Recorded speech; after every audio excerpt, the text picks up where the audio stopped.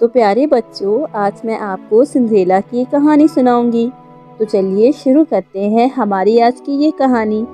تو پیارے بچوں، ایک بہت ہی پیارا محل تھا جس میں سنڈریلا اپنی فیملی کے ساتھ رہتی تھی۔ سنڈریلا پورے محل میں سب کی ہی بہت لاڈلی تھی۔ پورا دن محل میں یہاں وہاں کھیلتی رہتی۔ ایک دن سنڈریلا باہر کھیل رہی ہوتی ہے اور کھیلتے کھیلتے اس کی نظر ایک چڑیا پر پڑتی ہے۔ سنڈریلا اس چڑیا کو پکڑنے کے لیے اس کے پیچھے بھاگتی ہے اور بے خیالی میں وہ محل سے بہت دور نکل جاتی ہے۔ اب اندھیرا ہو جاتا ہے اور سنڈریلا کو بھی ڈر لگنے لگتا ہے۔ اچانک سنڈریلا کے پاس ایک عورت آتی ہے اور وہ سنڈریلا سے کہتی ہے کہ تم میرے ساتھ چلو، میں تمہیں تمہارے گھر چھوڑ آتی ہوں۔ سنڈریلا اس کی بات پر یقین کر کے اس عورت کے ساتھ چلی جاتی ہے۔ وہ سنڈریلا کو پکڑ کر اپنے گھر میں قید کر دیتی ہے۔ سنڈریلا بہت ڈر جاتی ہے۔ اب وہ عورت سنڈریلا کو پرانے کپڑے دے کر اسے ایک کمرے میں قید کر دیتی ہے۔ کچھ دن سنڈریلا اس کمرے میں اکیلی ہی رہتی ہے اور پھر وقت گزرنے کے ساتھ ساتھ اس کے کچھ دوست بن جاتے ہیں جو کہ اسی کمرے میں رہتے تھے۔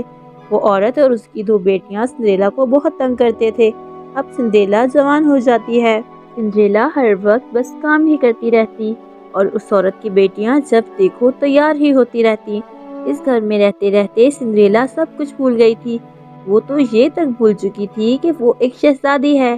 ایک دن سنڈریلا سبزی لینے بازار جاتی ہے تو سنڈریلا کو بازار میں ایک لڑکی ملتی ہے جو کہ اسے محل میں ہونے والی دعوت کے لیے انوائٹ کرتی ہے۔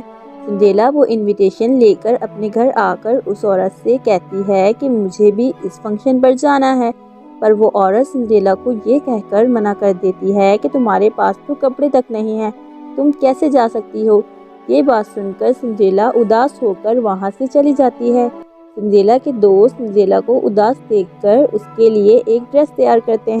سنڈریلا وہ ڈریس دیکھ کر بہت خوش ہوتی ہے اور جب اس عورت کی بیٹیاں سنڈریلا کو اس ڈریس میں دیکھتی ہیں تو جلن کے مارے اس کی ساری ڈریس خراب کر دیتی ہیں۔ اب سنڈریلا اداس ہو کر رونے لگتی ہے تو وہاں پر ایک پری آ جاتی ہے اور وہ سنڈریلا کو جادو سے ایک بہت پیاری شہزادی میں بدل دیتی ہیں۔ سنڈریلا اب محل جاتی ہے اور اس کے ماں باپ اسے دیکھتے ہی پہچان جاتے ہیں۔ اب سنڈریلا خوشی خوشی محل میں اپنے دوستوں کے ساتھ رہنے لگ جاتی ہے۔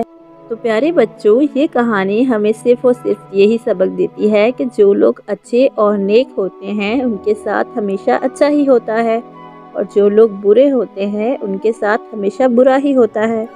If you like our cartoon, please like, share and don't forget to subscribe. Thanks for watching. Bye bye.